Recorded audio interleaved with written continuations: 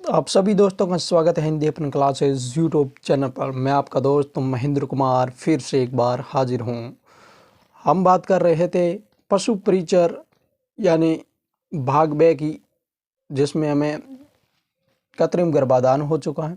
आज हम पढ़ने जा रहे हैं बध्याकरण यानी पशुओं में नसबंदी की जो प्रक्रिया होती हैं उनमें कौन कौन सी विधियाँ प्रयोग में ली जाती हैं उनके बारे में हम आज चर्चा करेंगे।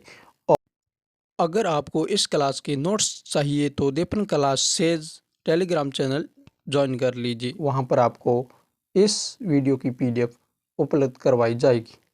चलिए शुरू करते हैं। पशुओं में नसबंदी की प्रक्रिया। मादा पशु में गर्भाशय के दोनों ओर स्थित फैलोपियन नली को काट कर बांध देते हैं तो इस प्रक्रिया को ट्यूबेक्टोमी कहा जाता है। यानी मादा पशु के अंदर जो गर्भाशय के दोनों ओर स्थित होती है फैलोपियन नली, अगर उसे हम काट देते हैं और काट कर बांध देते हैं तो उस प्रक्रिया को ट्यूबेक्टोमी कहा जाता है। और मादा में संयोजन जो निषेचन की प्रक्रिया होती है वो फैलोपियन नली के अंदर होती है। कहाँ पर होती है? फैलोपियन नली के अंदर होती है। और वही प्रक्रिया जो नर में नसबंदी की जाती है, शुक्रवाहिनियाँ को काट कर बांध देते हैं तो वो वैसेक्टोमी कहा जाता है। क्या अति महत्वपूर्ण ये दोनों की शयन। मादा पशु में जो फैलोपियन नली को काट कर बांध दिया जाते हैं तो उसे ट्यूबेक्टोमी कहा जाता है। क्या कहा जाता है? ट्यूबेक्टोमी। और वही प्रक्रिया नर में की जाती है, यानी शुक्रवाहिनी को काट कर बांध देते हैं तो वो वैसेक्टोमी कहलाती है। नेक्स्ट, बध्याकरण की जो विधियाँ होती है यानी वो मुख्यतः हम देखेंगे। पहली विधि है बार्डिज़ो कास्टेटर विधि। क्या है? बार्डिज़ो कास्टेटर विधि। इस विधि में ये होता है, इस प्रक्रिया में स्पर्मेटिक कार्ड होती है उसे काट देते हैं। कौन सी का? स्पर्मेटिक कार्ड को काट देते हैं। और ये एक रक्तहीन विधि है। क्या है? रक्तहीन विधि। इस प्रक्रिया में वृषण को रक्त आपूर्ति पूर्णतः बंद हो जाती है और ये बध्याकरण की सबसे सुरक्षित विधि है। क्या है? बध्याकरण की सबसे सुरक्षित विधि कौन सी? बार्डिज़ो कास्टेटर विधि। और संक्रमण की संभावना सबसे कम रहती है और इसे बंद विधि भी कहा जाता है। निम्नलिखित में से कौन सी बध्याकरण की विधि सबसे सुरक्षित है? वो बार्डिज़ो कास्टेटर विधि है। और बंद विधि किसे कहा जाता? बार्डिज़ो कास्टेटर विधि को कहा जाता है और ये रक्तहीन विधि भी कहलाती है। नेक्स्ट, दूसरी विधि आपको आती है ओपन या सर्जिकल विधि। इस विधि के अंदर क्या होता है? वृषण को काट कर हटा देते हैं पूर्णतः। क्या करते हैं? ओपन या सर्जिकल विधि में क्या होता है? वृषण को काट कर हटा देते हैं तो इसे आर्किडेक्टोमी कहा जाता है। क्या कहा जाता है? आर्किडेक्टोमी कहा जाता है। वृषण को पूर्णतः काट कर हटा दिया जाता है तो उसे आर्किडेक्टोमी कहा जाता है। और ये प्रक्रिया जो मादा पशु में की जाती है, ये प्रक्रिया मादा पशु में की जाती है। अंडाशय को हटा देते हैं। क्या? अंडाशय को हटा देते हैं तो वो उसे ओफेरेक्टोमी कहा जाता है। क्या कहा जाता है?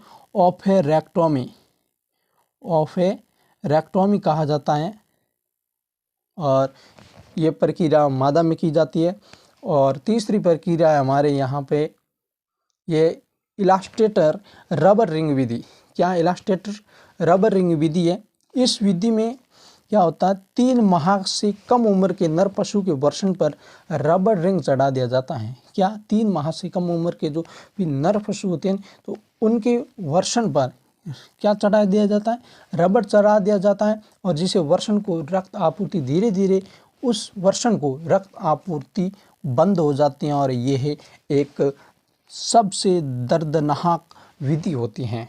क्या होती हैं? सबसे दर्दनाक विधि होती हैं। और सबसे सुरक्षित विधि कौन सी है? बार्डिज़ो कास्टेटर विधि, जो रक्तहीन विधि है और सबसे सरल भी विधि है। और ये सबसे दर्दनाक विधि है इलास्टेटर रबर या रिंग विधि। नेक्स्ट, हम देखेंगे आर्किडेक्टोमी यानी किस पशु के अंदर कौन सी विधि द्वारा ये आर्किडेक्टोमी की जाती है। यानी आर्किडेक्टोमी यानी वृषण को काट कर हटा देना, तो ये आर्किडेक्टोमी कहलाती है। और वही मादा पशु में अंडाशय को हटाने की प्रक्रिया को क्या कहा जाता है? ओफेरेक्टोमी। क्या कहा जाता है? ओफेरेक्टोमी। तो चलिए आर्किडेक्टोमी हम देखते हैं। ये प्रक्रिया जब बैल में की जाती है, क्या बैल में की जाती है तो उस विधि का नाम क्या रखते हैं? बैल में स्टीयर कहते हैं। क्या कहते हैं, एस्टियर। और ये समय अवधि होती है 6 से 12 माह के बीच ये आर्किडोक्टोमी किया जाता है, नसबंदी की जाती है। बकरी के अंदर, बकरी व भेड़ दोनों के अंदर, बकरी व भेड़ दोनों के अंदर इस विधि का नाम क्या है, विदर। क्या है, विदर विधि। और ये बकरी और भेड़ के अंदर 6 माह के लगभग आसपास ये आर्किडोक्टोमी होता है। और घोड़े के अंदर गेल्डिंग कहलाता है। क्या कहलाती है, घोड़े के अंदर इस विधि का नाम है गेल्डिंग। और ये लगभग, इनकी समावधि है लगभग 12 माह। कितनी है, 12 माह। वही मुर्गे के अंदर, यानी मुर्गी के अंदर इस विधि का नाम कैपॉन्स कहलाता है। क्या कहलाता है, कैपॉन्स आर्किडोक्टोमी। और ये लगभग 10 सप्ताह तक चलता है। कब, 10 सप्ताह के बीच में आप करवा सकते हैं मुर्गे के अंदर आर्किडोक्टोमी। और इस विधि को क्या नाम देते हैं, कैपॉन्स। तो ये एक पशु परिचर भाग 2 के अंतर्गत वध्याकरण का एक छोटा सा टॉपिक था।